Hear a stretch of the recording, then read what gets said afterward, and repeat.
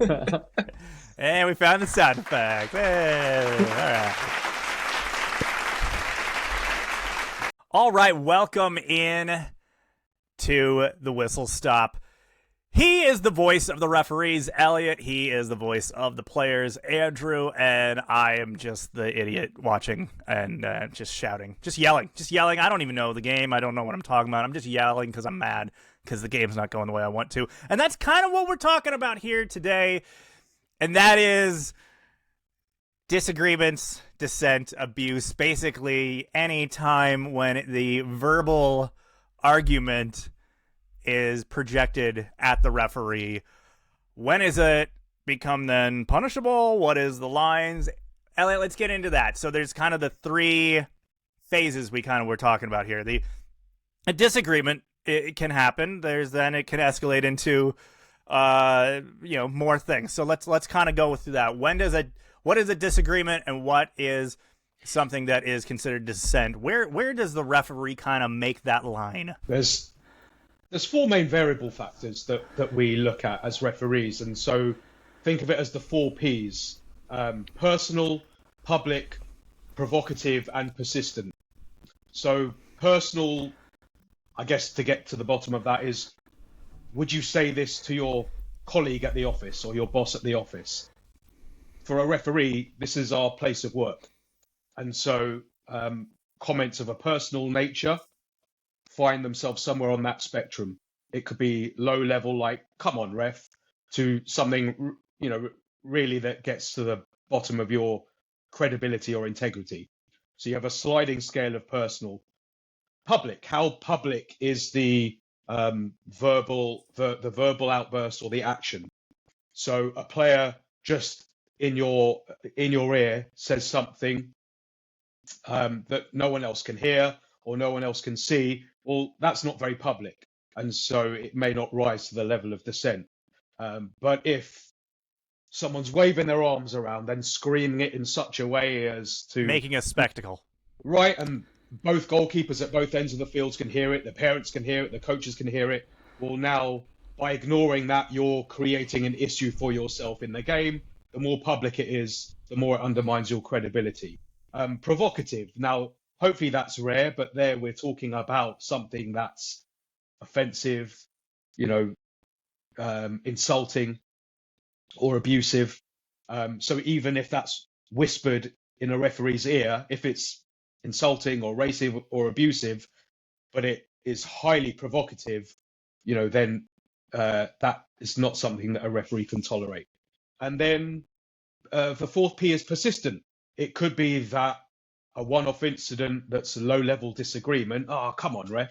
But if that's repeated at every throw-in, every free kick, every goal kick, it does have an undermining effect on the referee if it's not dealt with.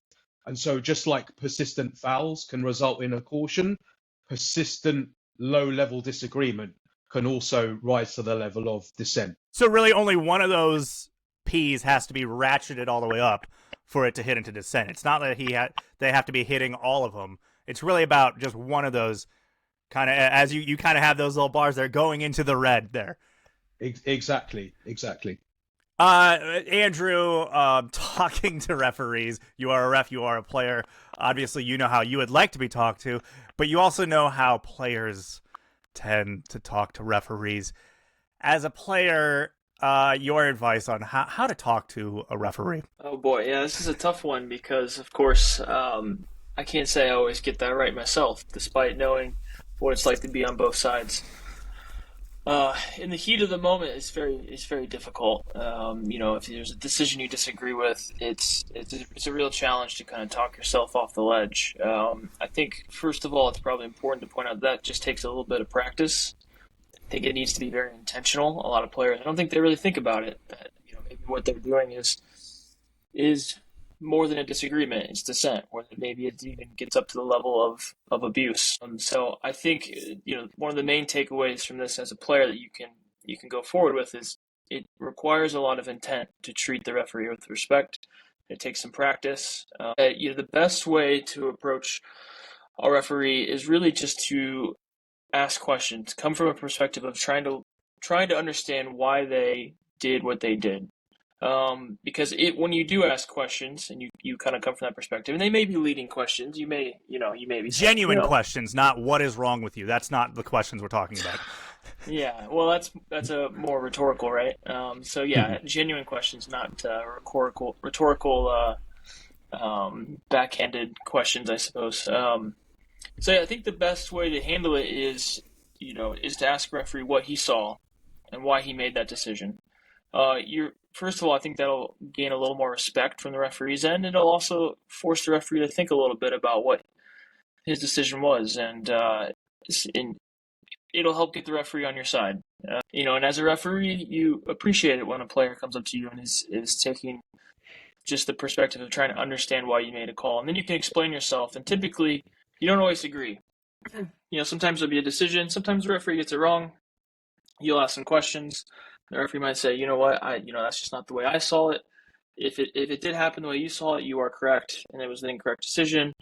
You may realize that you just had a different angle and you saw things differently, and there's a lot of middle ground there. And once you start asking questions and trying to understand what the referee did and why he did it, I think typically reasonable minds always find a way to get past it. But there's really no other way. If you just start making statements, just start hailing insults at a referee, there'll never be a positive outcome. Eliot, now let's kind of get into that next step, right? So there is dissent, there is being, argumentative, being, aggressive with the ref. When does that bleed into or turn into something much more serious? And that's when we're talking about a referee being abused, and obviously then discipline needing to come in. So what's the question? Where exactly is the line between? When does dissent? Because obviously we've gone from discussion to dissent. Now let's go dissent to abuse. When does dissent? When does kind of those smaller infractions of how they are conducting themselves with the referee turn into something much bigger? So going back to the 4 Ps, it's when you're looking at the red end of that spectrum that we're looking at something that's abusive. So personal, if a comment really attacks the credibility of a referee, you're a cheat. Referee, how much are they paying you? That might be just a straight off example of abuse that can't be tolerated, and by not dealing with it, the referee is inviting more of the same. So that would be an example where you're really undermining the credibility of a referee. And if you're a confident, experienced referee that can handle it with a minimum amount of misconduct, maybe you can handle it with a yellow card, set a clear boundary. The risk there is that you're condoning behaviour that can then get out of hand. And then the provocative P, that's where it's racist, it's discriminatory, it's offensive, it's abusive, where there's absolutely no place for it on a football field, just like there wouldn't be a place for it in your office. So it could be that a referee has handled a game quite beautifully, and then out of nowhere comes this abusive comment, and it's a straight up red card. So there are examples where there's no, oh, here's your other chance, here's my little chat, it's a red card and you've got to go. What is one of the worst examples you've been on the receiving end of? All right, there's a Gotham example where it raises a few different issues, and it wasn't a comment directed at me. It was a game a few years back, 9-a-side, and it was a comment or a gesture that I didn't myself witness, and I didn't have ARs, so I didn't witness it. But a player came to me and said an opponent at a set piece said something homophobic and made a homophobic gesture. And so as a referee, I know I haven't seen it, so I get the 2 captains involved and the players involved, and I say, this is what I've been told. If I see that, if I hear that, without question, it's a straight red card and your game is done. Now, I can't give that misconduct based on what I've been told by a player, but it's on my radar. And I have to say something because the players need to know it's not okay and that I'm paying close attention. And I have to, the aggrieved player and the aggrieved team need to know that I can't just give a red card based on hearsay, even if I believe it. And the player that's being accused needs to know that he's a very lucky lad to still be on the field, because if I see it, he's gone.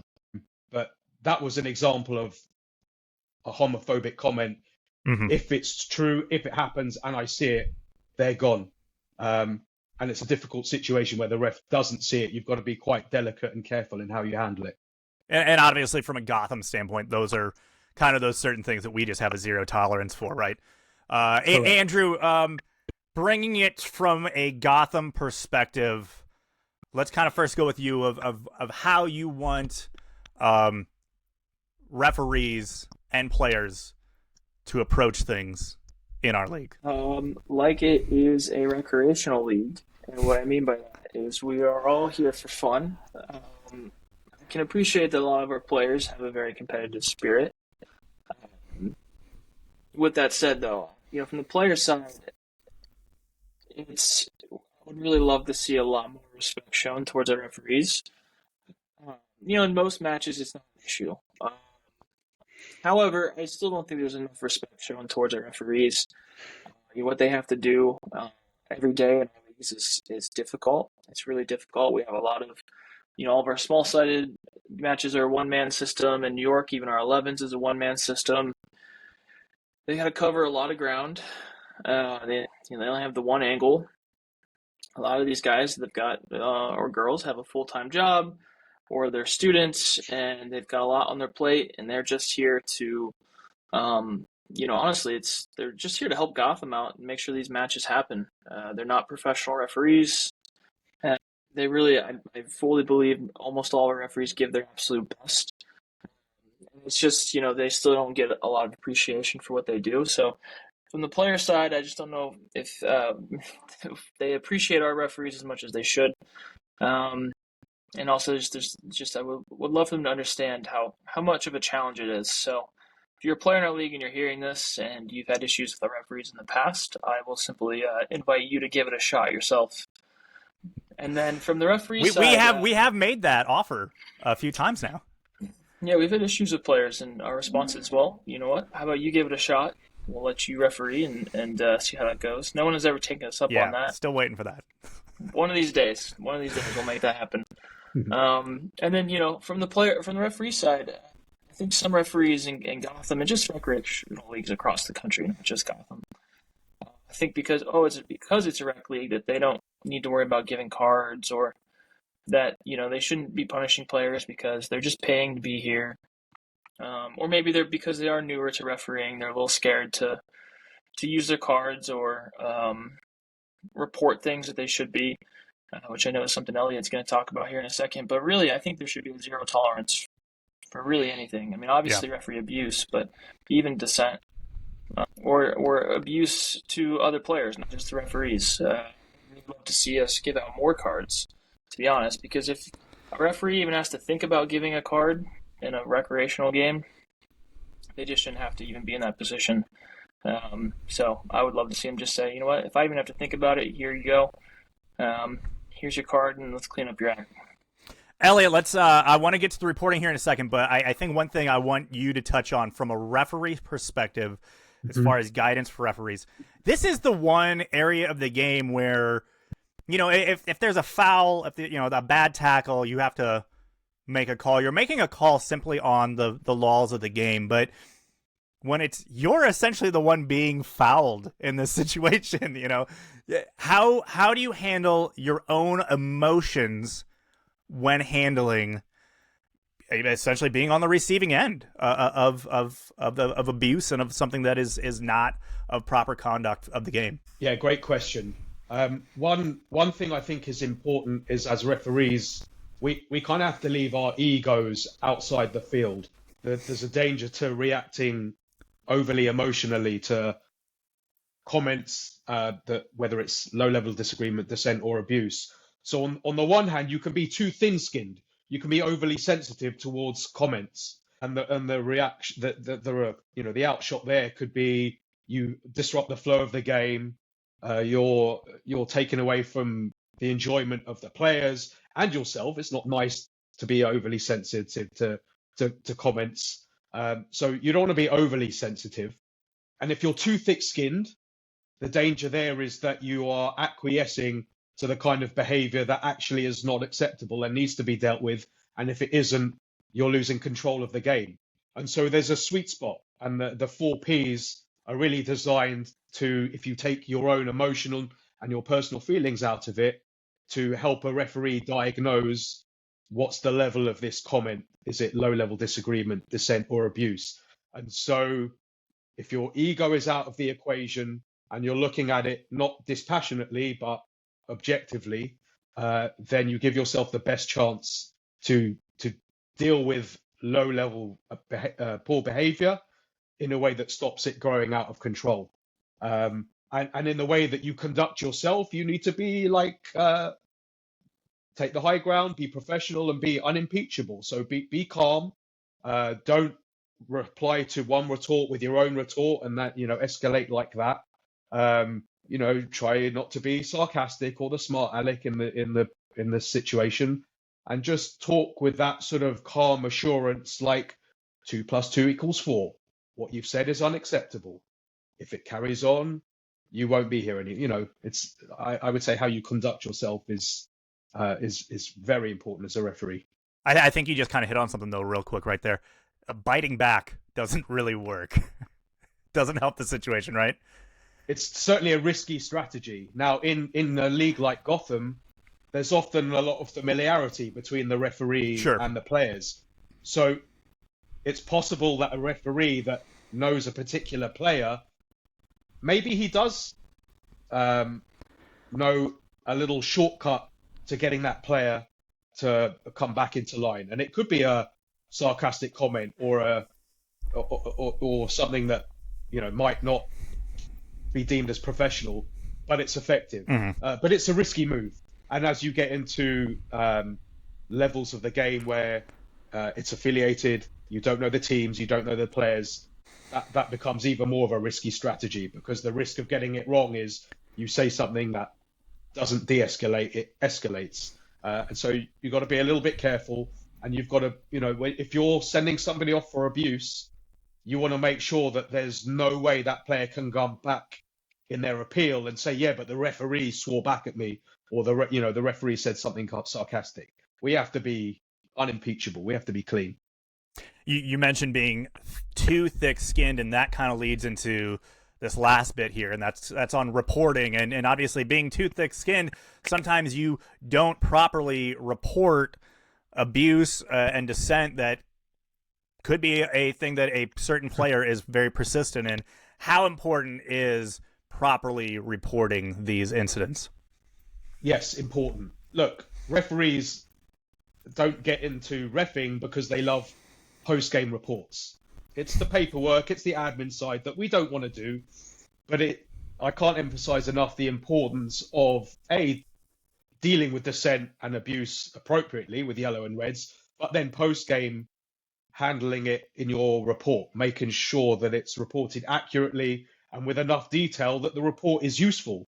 What you might be providing is one piece of the jigsaw, but if multiple referees are reporting correctly and adequately abuse and dissent that's taking place over the course of the season, the assigner and the leagues are seeing not just that one jigsaw piece, but the whole puzzle. And so it might not seem like you're, like it's such a big deal if you don't report this particular incident of dissent or abuse. Actually, it is important. And by not taking your post-game report seriously, you're in a way contributing to the existence of the problem. And so referees have to take responsibility for those post-game. All right, a lot of talk and conversation about Nottingham Forest, their match with Everton. Obviously, some of the comments that they made before the match, after the match, not only just by players, but literally the club putting out official statements, their manager making comments. So much has come from this match, and just the way that a club, in somewhat unprecedented ways, has gone out against the officiating in this match. Eliot, let's start with you. Let's just start with just the optics of a club putting out official statements on their social media about the refereeing. Yeah, it's one thing to criticize and hold referees accountable for mistakes that they made. It's a whole other thing to question the integrity and impartiality of a referee. That's really a line that you don't cross. It's possible to make a mistake, get it wrong, without being blamed for bias or being partial to one team or another. So Forest did cross that line. It looks like they've been charged for bringing the game into disrepute, and I think they've got a couple of days from now to reply to that. Be interested to see how that turns out. But yeah, it looks like Forest crossed that line. So I guess the one of the things that they kind of initially took umbrage with was the assigning of Stuart Atwell as the VAR. He is allegedly a Luton supporter. Luton, obviously, in Nottingham Forest, and Everton to an extent, in a relegation scrap. So that they called that into question, and I think that's a very interesting one. Obviously, these referees, they like the game, right? And with that comes growing up, following the sport, and obviously having some sort of allegiances somewhere, maybe thinned out by this point, but in some cases, I guess, still strong. I remember watching a referee, just like last year, whatever, hooping and hollering in the stands at a Tranmere Rovers game. Mike Dean. Yeah, Mike Dean. That was it. Mike Dean, big Tranmere guy. Does this come into play? We actually just had this even in MLS, where a referee was unassigned from a match because there was a photo of him in a Messi jersey. How much does this come into play in the assignments of officials? Yeah, it's an important factor. Impartiality and the perception of impartiality, equally important. So every referee declares where they live, the club that they support, and if there are any other relevant details that might cause a conflict. So, for example, Michael Oliver's a Newcastle fan. He will never be assigned to referee Newcastle or Sunderland, their local rivals. Now, there was an interesting example a couple of years ago. Jonathan Moss, now retired, he's a Sunderland fan, so he can't referee Sunderland or Newcastle. But he was the former PE teacher of James Milner at primary school. And so there was a potential conflict of interest there when he refereed a game between Liverpool, Milner's club at the time, versus Palace. He gave Milner a red card in that game. So even though there was a potential conflict of interest there, is a former teacher going to be able to judge impartially his former student? It was a fair question. In this case, Milner got sent off by Moss. So that was a real unusual situation, but the potential for conflict was there. Now, I think a very relevant precedent for this Stuart Atwell situation was 2016, when Leicester and Spurs were battling for the Premier League title. Kevin Friend, he lived in Leicester, and he was affiliated with the Leicester FA, and for that reason, even though he wasn't a Leicester fan, he'd also gone to Leicester games in his own time. So for those reasons, even though he wasn't a Leicester fan, he was not given any appointments involving Leicester or Spurs in that title running. So now with this Stuart Atwell case, I think it's right to consider a referee's allegiance. And in this case, Luton and Forest are direct rivals to avoid relegation. So there's a potential for conflict of interest there. I actually think, Forest and football in general need to look at whether Atwell was an appropriate person to be given the assignment. Now, that doesn't mean there's a suggestion of impartiality, but it's the perception of it. I think you can, if you can avoid any sort of criticism from the game about a referee's assignment, then avoid it if you can. So in this case, even though Forrest may have been right to question it, that doesn't mean Atwell in this case was impartial, but it created an issue.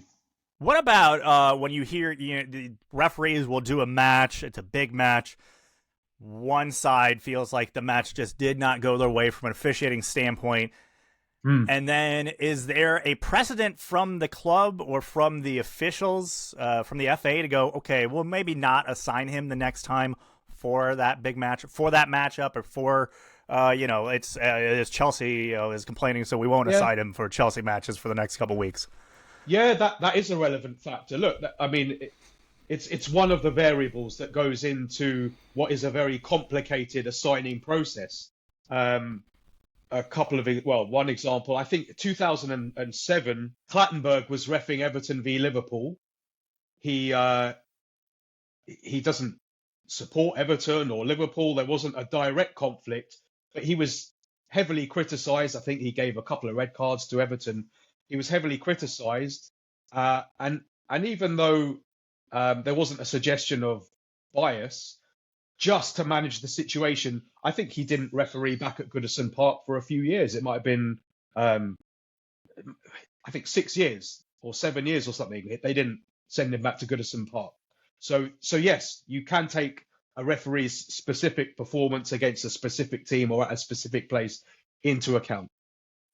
And you're bringing it to the Gotham level. Soccer communities are tight-knit and small, so referees and players know each other, and referees also play, and referees are buddies or former teammates of players.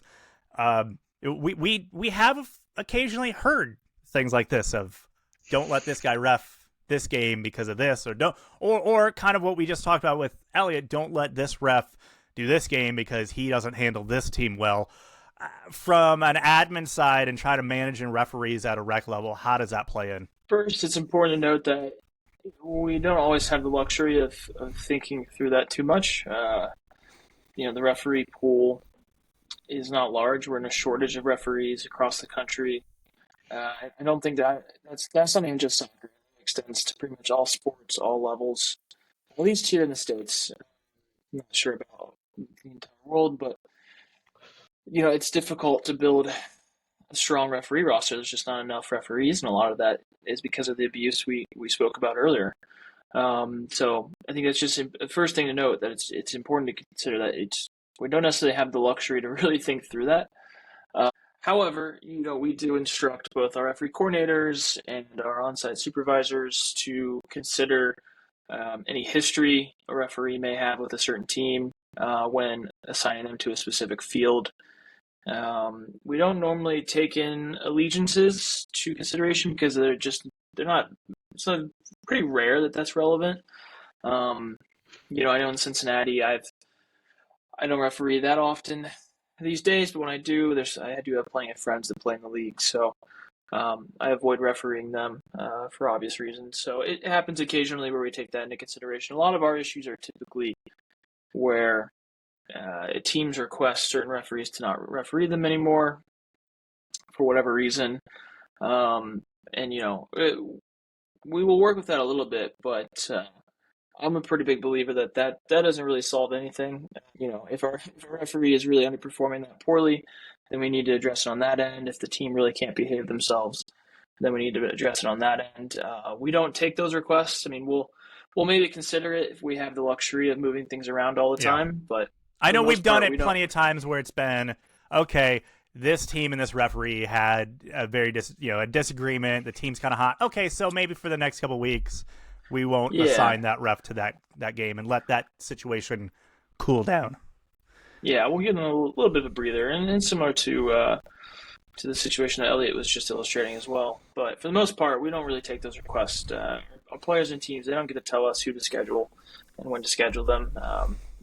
That's for us to decide. So, it happens, but It'd be nice if we had more of a luxury of just a ton of great referees in the pool at all times. Elliot, you kind of mentioned the whole, perceived biases and stuff like that. I think with all of that, there's also that perception of the integrity of the game, right? And that's, in a nutshell, what what Nottingham Forest is being charged with, is basically calling out the integrity and the reputation of the sport and of the league and of the federation. How important is it from a referee standpoint, an officiating standpoint, to maintain and to protect integrity? It's obviously important for everyone involved: referees, players, clubs. Every stakeholder wants integrity. I think it's all very well saying referees require integrity. We've also got to act in a way that commands respect, and we've got to do our bit. We've got to make sure that we're fit and our knowledge of the laws are up to date, and that we're just bringing our A games every week, and that we're clear and that we're transparent. So I think we've, a little bit like I was touching on earlier, we've got to make sure that we're conducting ourselves right. So that integrity isn't an issue. But again, just to repeat again what we said before, it's possible for mistakes to happen without calling into question a referee's integrity or their bias. Forest, in the aftermath of the Everton game, were saying it's corrupt, it's always against us. Well, in order for that statement to be true, what I would need to see would be every single referee decision for every single team in every single game, and then tally the mistakes against the correct decisions, and then have some sort of league table against, factually, not anecdotally, who's suffered from the mistakes and who's benefited from mistakes. And then that doesn't even go into the reasons why the mistakes are being made. It could be just genuine mistakes and you're unlucky. And if there is something, underneath it along the lines of bias or corruption, you need, that's a bold statement, a bold claim. And for a bold claim, you need strong evidence. So you can't just be throwing out accusations of bias and corruption if you haven't got the evidence to back it up. So that doesn't help. I think that was it. We got it? I think so. I think that's, yeah. There we go. We did it. I like it. All right. Yeah, I think that's a wrap. Cool. Good. Good work, gents. Yeah, I think